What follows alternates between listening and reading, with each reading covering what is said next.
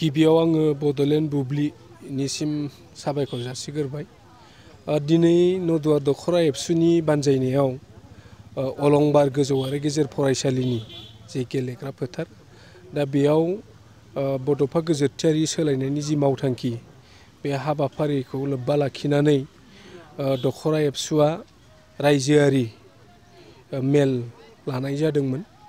दा बे मेलाव गोबां ओनसोलनि रायजो राजाजों लोगोसे आइजो बिथांमोना बेयाव बाहागो लाफैदों।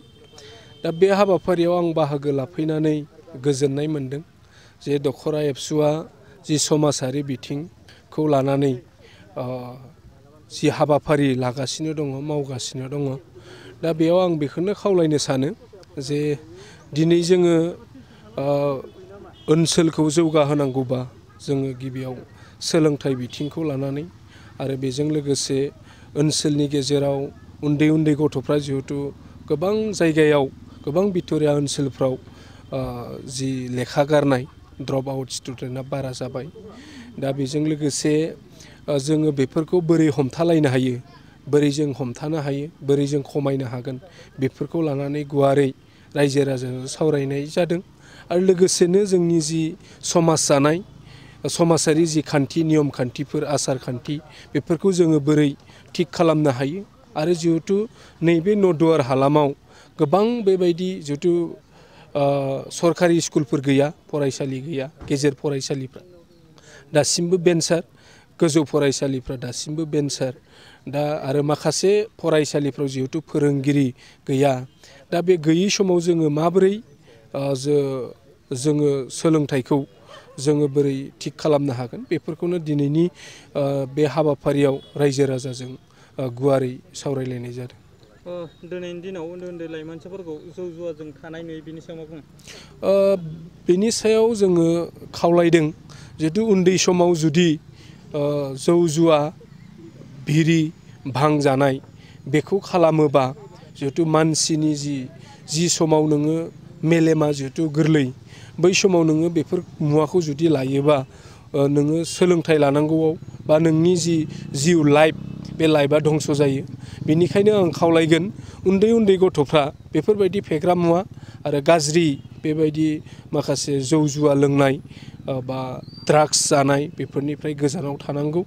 आरो नैबे समा बे नङा जे बेजों गोदोनानै थानाय, बे समा नोङो जुजिलायनायनि सम, बे समा दावगानायनि सम, बे समा चेलेन्जिंनि सम।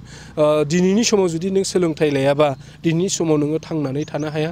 बेनिखायनो आङो जोंनि जाखांबोनाय लाइमोनसा लाइमोनसिफोरखौ बेखौनो खावलायगोन जे मोजाङै सोलोंथाइखौ ला, मोजाङै फराय, मोजाङै समाजनि मोजां खामानि मावनो थाखाय नाजानांगौ होननानै आङो खावलायनो सानो। जोनोम सान आरो गुबुन गुबुन गाब गोनां बुब्लिफोराव खुगा गोदै खालामनो जों लुबैयो केक। नंगौ, जोनोम सान आरो बायदि गाब गोनां बुब्लिफोराव नोंथाङाबो लुबैयो केक। मोनफ्रोमबो बुब्लियाव केकआ बयखौबो मुहिहोयो आरो देहाखौ थाजिम मोनहोयो। बेबायदिनो क'क्राझार सहर डन बस्क' एच.एस. स्कुल र'डनि वार्ड नं 4 आव दं नोंथांखौ मुहिहोग्रा आरो थाजिम मोनहोग्रा गोथाव केक। गोथार जोनोम सान फालिनाय बायदि गाब गोनां बुब्लिफोराव खुगा गोदै खालामनो नोंथाङा लांफैनो हागोन क'क्राझारनि बेकारि एन्ड कनफेक्शनारि रेस्टुरेन्टआव गोरबो सोलेर थाजिम मोनहोग्रा मेजेरलायनाय गोथाव केक। बे गोथाव मेजेरनां केकखौ जानो लुबैदोंब्ला थोंजोङै मख'नाय थंआव थांनाबो लायनो हागोन आरो बिथांमोननि होखानाय 767601351888 8860607313 आरो 880007664009 जानबुं अनजिमायाव सुलादाना बुकिं अर्डारबो खालामनो हागोन। अब्ला माखौथो नेना थाखो?